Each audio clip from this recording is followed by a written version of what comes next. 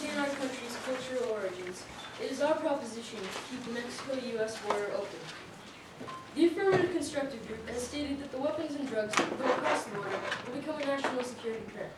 However, the Mexican border is not a problem for terrorism, as a very small percent of terrorists scare via the Mexican border. Most Mexicans just carry weapons for protections and not for their own security. If terrorism does become a problem, we can just add extra border patrol security. Drugs such as heroin and cocaine are the main drug problem in Mexico. The attempted drugs crossing the border usually are either thrown over the border fence or entered by vehicle through the southwest border. To prevent drugs crossing, 23 separate federal agencies, not including state patrol and local government, have already joined in the fight to stop drug trafficking. They are willing to adapt to whatever the drug cartels try next to bring cocaine and heroin across the border. To make the border a more coordinated and managed place, the BCI Border Coordination Initiative was established. Founded to keep illegal drugs and weapons to cross the border, the BCI is a hardworking team that helps us prove that the drugs and weapons will not cross the border as much, despite what the Affirmative Constructive team has stated. The source I used was produced by the National Criminal Justice Reference Service. Although the underground tunnels have been key for smuggling drugs, in June, the Border Tunnel Prevention Act of 2012 was signed by President Barack Obama.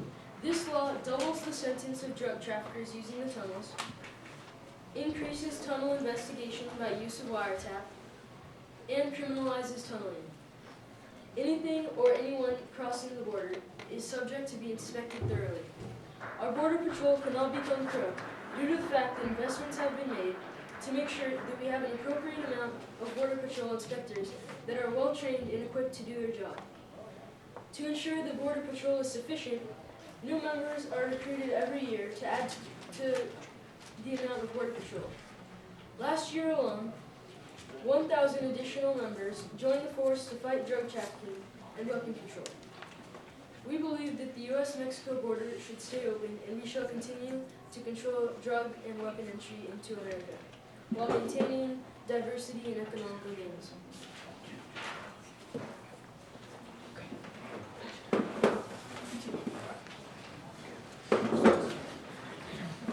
According to this graph that I am handing you,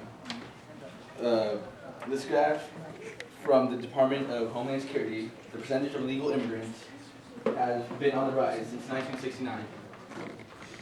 Ms. Morrow said that it's been on decline, but this graph disapproves that. Now my partner, Mr. Mueller, will thoroughly explain our DREAM Act.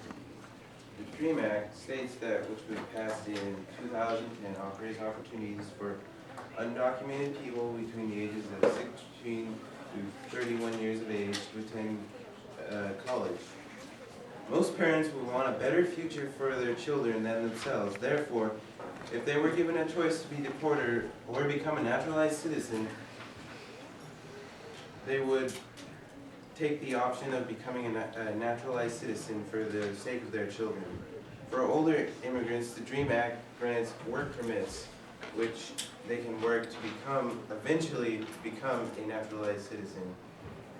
It also gives the illegal immigrants an opportunity to become a naturalized citizen, and therefore, with becoming a naturalized citizen, they will not be an illegal document, or not be illegal anymore, and they will not be considered a criminal or breaking America's laws. Thank you.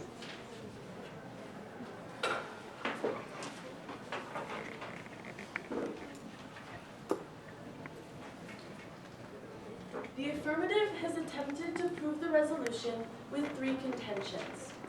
The evidence that they have presented is inadequate to establish these contentions, as I will demonstrate.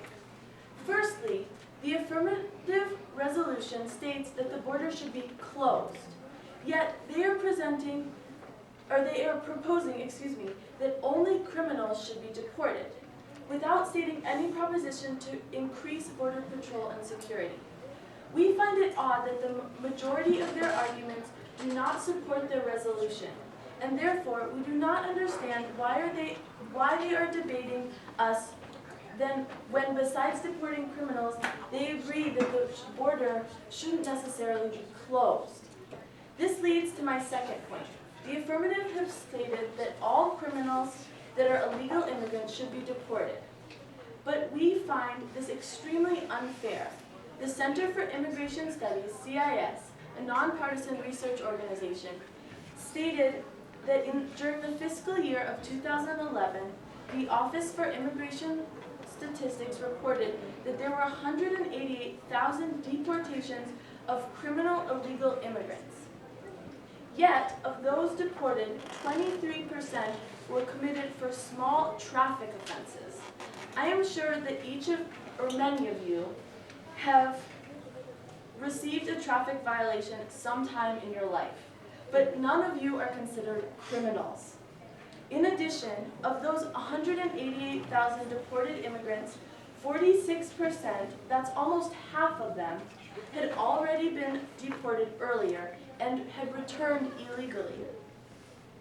These people are just going to come back, which leads to my next point. You might say that these immigrants won't be able to come back, but that's not the case.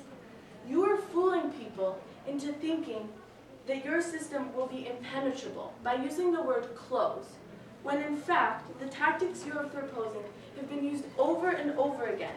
SEIU research informs us that from 1986 to 2002, the budget for Border Patrol increased tenfold, from $150 million to $1.6 billion. Yet during that same time, 9 million undocumented immigrants were still added to our population. Putting more money from a government that is already in debt into systems that haven't worked in the past is not the solution. And if after listening to our arguments, you still believe there is a need to flush these friendly, hardworking human beings from this country that was built by immigrants like them, then find another way, because your system isn't going to keep them out. We understand that there are holes in the system, but there are other ways to fix them, like making it more possible for them to migrate legally without having to pay $2,000. Now, when families do make that decision to cross the border, they know that they could end up dead, but they also know that if they stay in Mexico, they might not be able to earn enough money to support themselves, or the dangers of the drug war could kill their loved ones. They turn to us for help. And what do? We turn our backs and look the other way.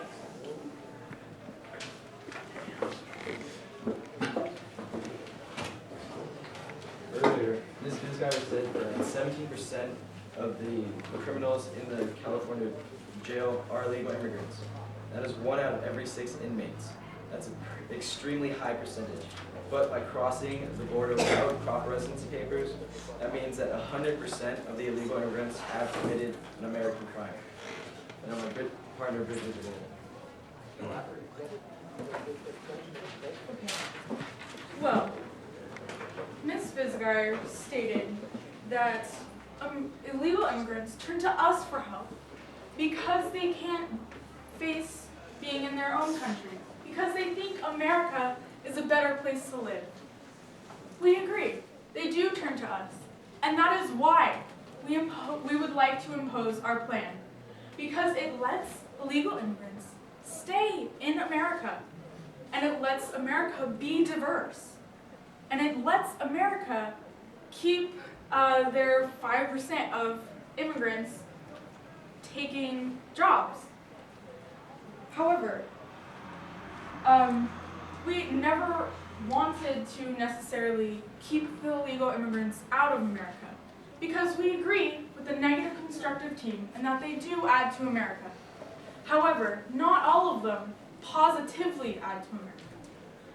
They participate, some illegal immigrants, in drug trafficking, in gun trafficking, and in gangs. We believe that removing these people would add to America's economy and to Americans generally. Also, in discovernetworks.org, it says that the illegal immigrants cost $26 billion to the American government, whereas they only pay $16 million in federal taxes. They are causing a debt of $10.4 billion per year to the American government. And so we believe that making them legal and imposing our fees would help America, and it would make America a better place to live. Thank you.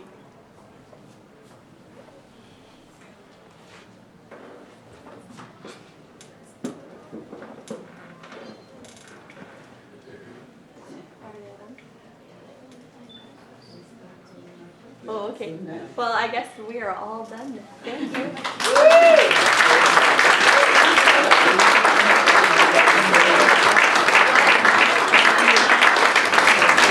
If we could get each group to stand up and say your name for the audience, I think that would be very lovely.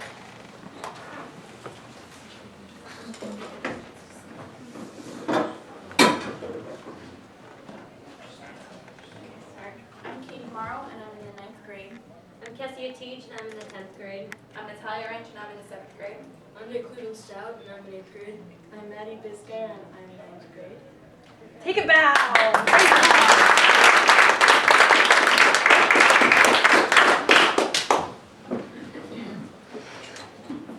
My name is Bridget Zonizer, and I'm in the 9th grade. My name is Jackson Meyer. I'm in the 9th grade. My name is Paulino Ramirez, and I'm in the 9th grade. My name is Bervin-Mueller, I'm in the 11th grade. And I'm Evan Byers, and I'm in 9th grade. Bow.